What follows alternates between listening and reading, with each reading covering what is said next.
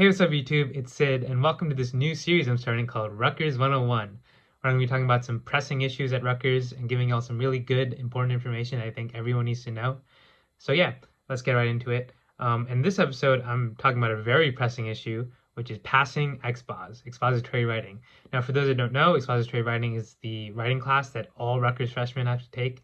I mean, there's a few exceptions, but pretty much everyone has to take it. Nursing students, engineering students, SAS students, RBS students, everyone needs to take Expos.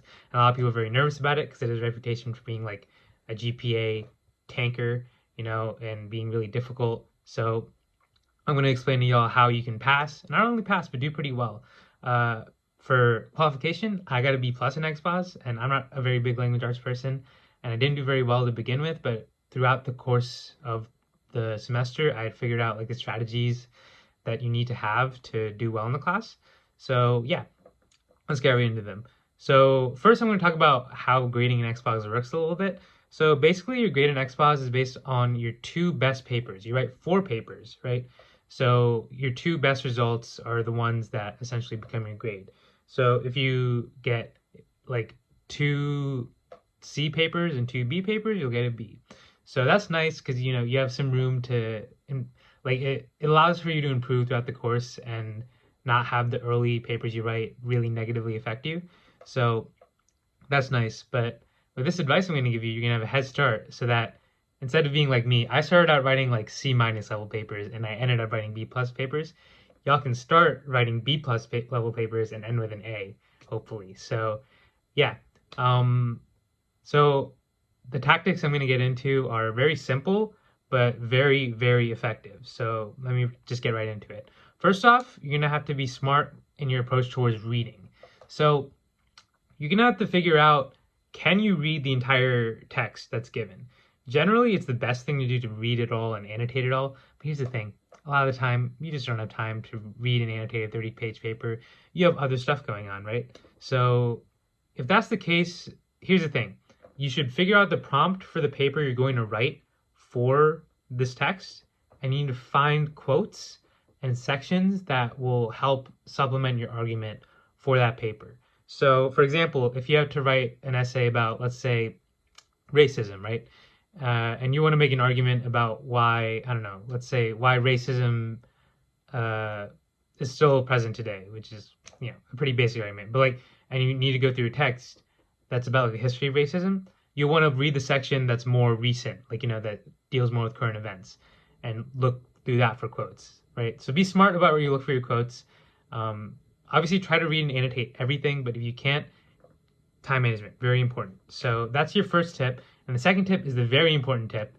Go to office hours as much as possible. Go every week.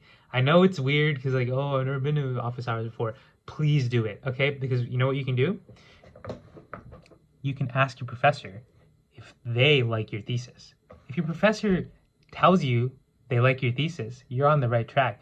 And you not just do that for the thesis, you can do it for your topic sentences, you can do it for your quotes. Oh, sorry, my camera's falling.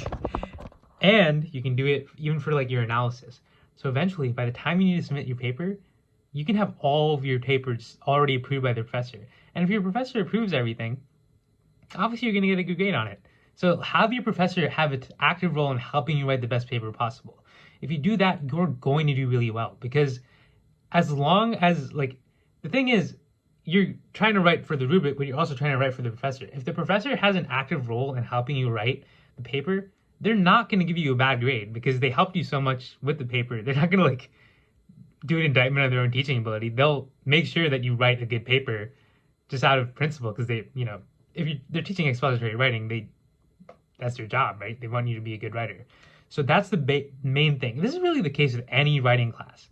If your professor offers to have office hours, go to office hours. I swear, it helps so much. And I'm so thankful. I didn't go to office hours early in the semester, but then my professor had I think on the 3rd essay, she mandated that we go to office hours. And after the mandated ones, I went to the optional ones, I'm pretty sure, because it's really, really helpful. Actually, you need to go to office hours. And if you don't want to go to office hours because of time constraints, just talk to your professor a little bit after class. That helps too. Any one-on-one time with your professor is going to help you so much. And I swear, that's the key. Just go to office hours, ask your professor what they think of your thesis, what they think of your topic sentences, and what they think of your quotes. Once you have those three things all good and solid, writing papers super easy, right? So just do all that, and you're gonna do great in expository writing. You're not gonna fail. You're probably gonna get an A. So yeah, good luck on this semester. I hope you enjoyed the video. If you did, feel free to drop a like, comment down below, and subscribe for more Rutgers 101 content. Have a great day. Peace.